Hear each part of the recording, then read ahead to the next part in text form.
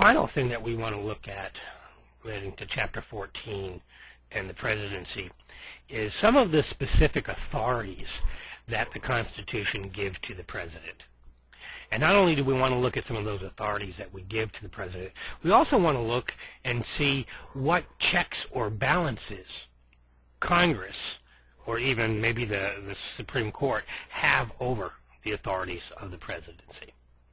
And what we're going to do is we're going to look specifically at 5 different things. We're going to look at the president's power to inform and persuade. We've already looked at veto power, so we're not going to look real closely at that, but that is a specific authority that the Constitution gives the president. Then we're going to look at the president's appointment power. We're going to look at the president's power to recommend. And then we're going to look at something called inherent executive powers. And I want you to notice really quickly that on the screen here, I use the word power because that's the word that we in the United States use about presidential veto power, presidential appointment power.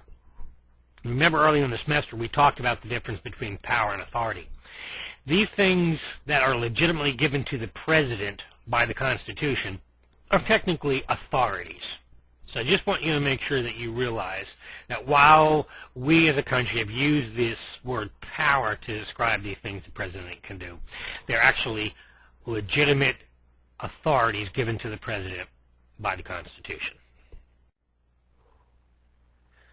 The first presidential authority that we see on the list is the presidential authority to inform and persuade.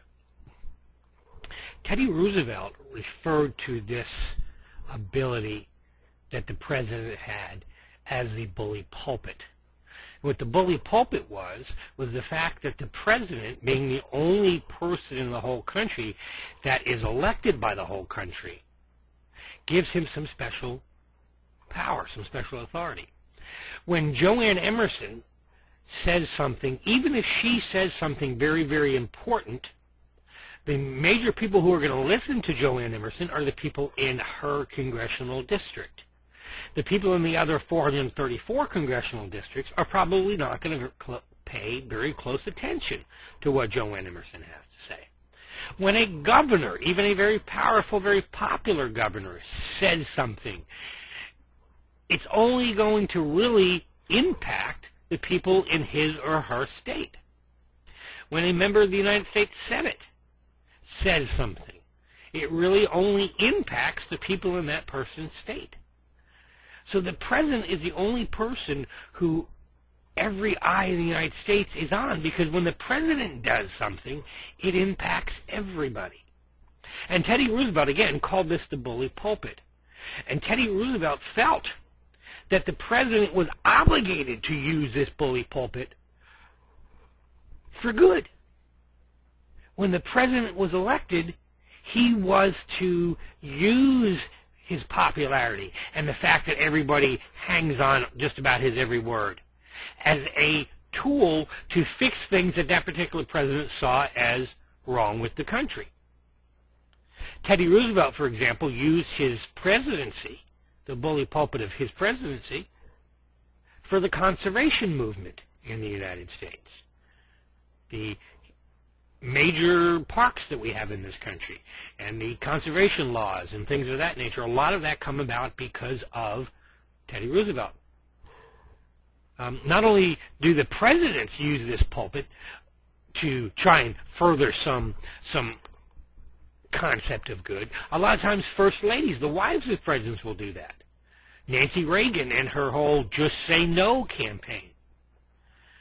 And then we know Michelle Obama right now is on the weight loss, getting kids fit, that whole movement. That all comes from this bully pulpit that the president has.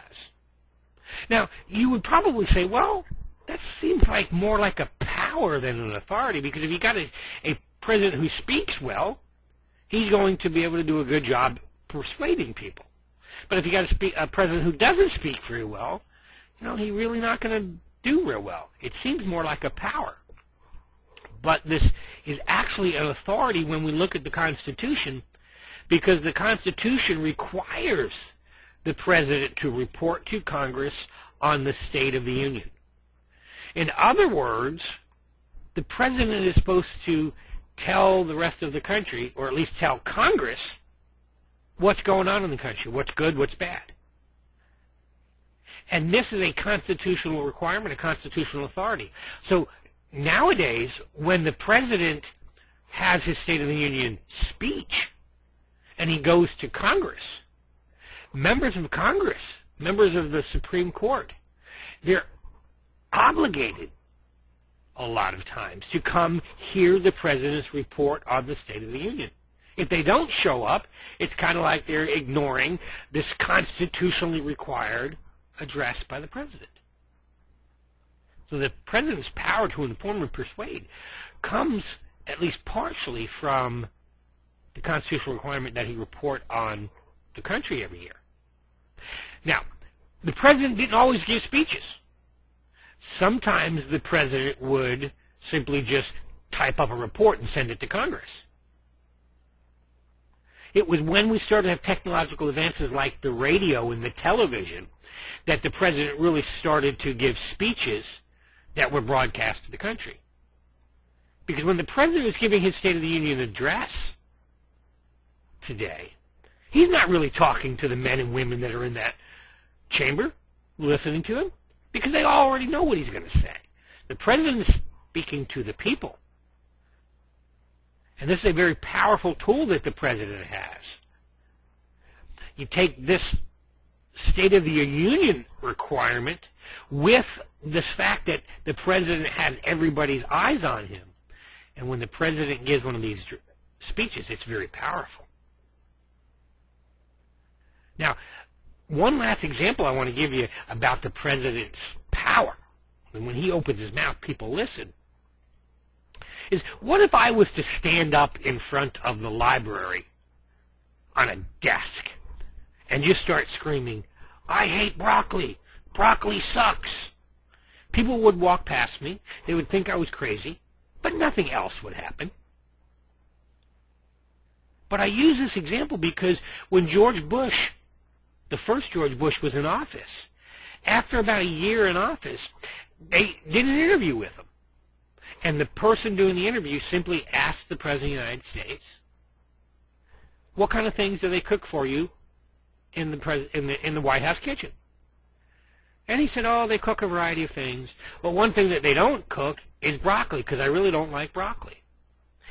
And bam, the next day it was all over the front page of every major newspaper that he hates broccoli. Mothers were emailing him and sending him phone messages saying, "Hey, I'm trying to get my grandkids to eat broccoli, or my children to eat broccoli, and they're not. They won't do it." And here we go, the most powerful man in the world that all little boys want to grow up to be, is saying he doesn't like broccoli. Matter of fact, the broccoli growers' interest groups were very upset at the president, saying, "You're going to hurt sales of broccoli." This is because when the president says something, even something as insignificant as, "I don't like broccoli," everybody's listening. It gives the president a lot of power and authority to get things done. Now, what can Congress do about this? Remember, we were going to talk about some of these authorities and the check or balance that Congress has? There's absolutely nothing Congress can do, because there's no one member of Congress, even the Speaker of the House, doesn't warrant the kind of attention that the President has. The President is very, very, a President who can effectively use this can really, really increase his power as President. The next authority or power that we see listed on the screen is presidential veto authority. And there are three basic types of vetoes you need to be familiar with, and we've talked about all three of them. And the president simply pulls out his veto stamp and stamps a bill, and what that means, again, is "I forbid." That veto can be overridden with a 2/3 vote in each House of Congress. The pocket veto, remember, when the president gets a bill with less than 10 days to go in congressional session and he does nothing with it, the bill dies. And there's no way to override a presidential pocket veto. And then the third type of veto is line item veto, and make sure you read in the textbook what a line item veto is in the fact that the Supreme Court said line item veto was not constitutional. Make sure you're familiar with the line item veto. Another power or authority that the President has is the power to appoint. The President has the ability to appoint many different people to many different positions. The one that we think most often of is the presidential appointment of Supreme Court judges. And in fact, the President doesn't just appoint Supreme Court judges. The President appoints all federal judges. And all federal judges that are appointed for life. Now, we think the most about Supreme Court justices because those are the ones we hear the most about. But as we sit here in Cape Girardeau and take this class, there is a federal courthouse down on Independence Street. There are federal judges that work in that courthouse. That federal judge got his or her job just like the Supreme Court justices did. They were appointed by the President and confirmed by the Congress. But most of the time, the President doesn't spend a whole lot of time or energy in appointing these lower-level federal judges. Mostly because if one of these lower-level federal judges makes a mistake or does something that the President disagrees with, you've got the appeals court judges at the federal level and then the Supreme Court judges at the federal level to correct those mistakes. Most of the time, federal judges, the lower-level federal judges, the President spends some time, but not an exorbitant amount of time, deciding who's going to appoint those positions.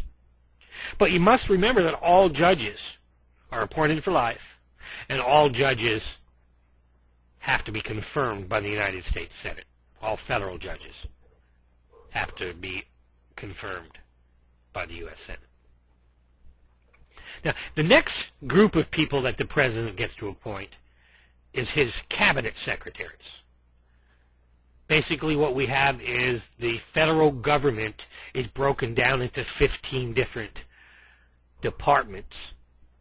And any time Congress passes a law, or any time there's an issue that needs to be addressed in the United States, pretty much what you have is the issue or the law will fall into one of these 15 different categories.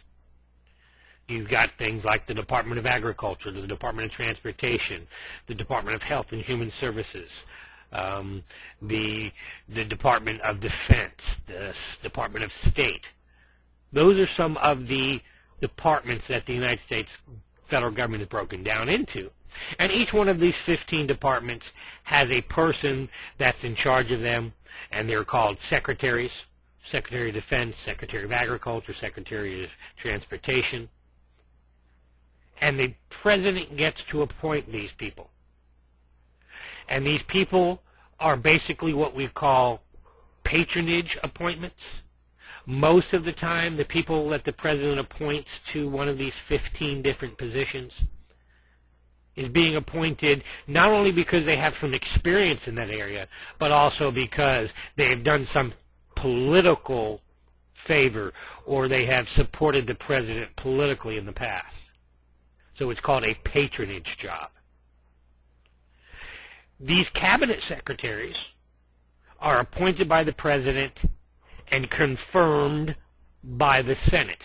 Congress plays a role in these people getting their job.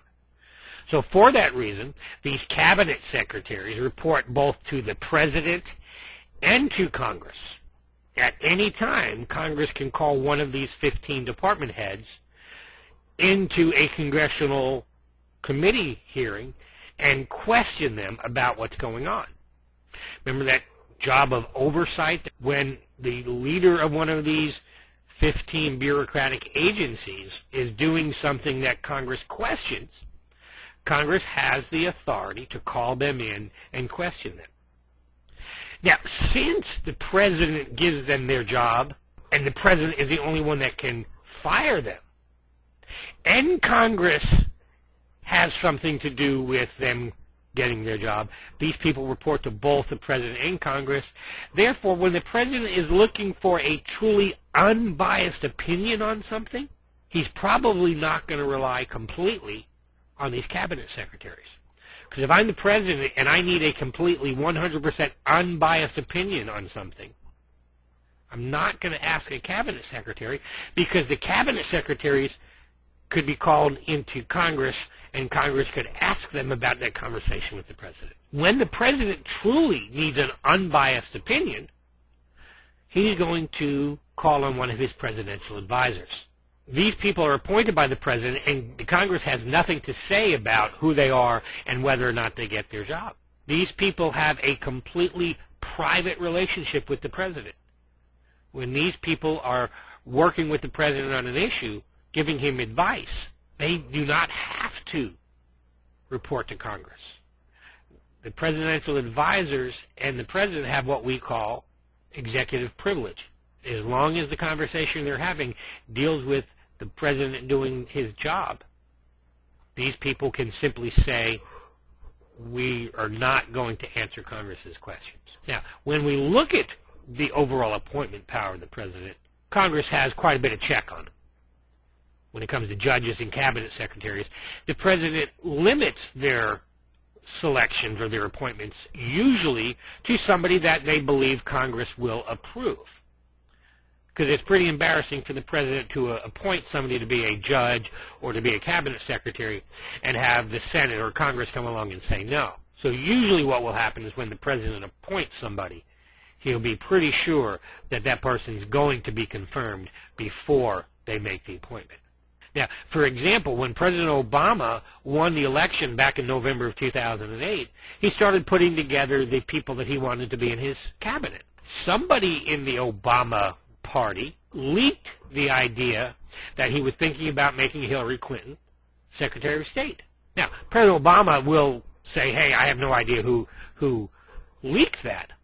But in reality, he probably allowed it to be leaked on purpose so that he could say unofficially, hey, I'm thinking about Hillary Clinton. And if Congress and people in the, in the Senate started talking about the fact that they really didn't want Hillary, if they started saying negative things about Hillary, then he could have said simply, hey, I didn't appoint her. I have no idea where that leak came from.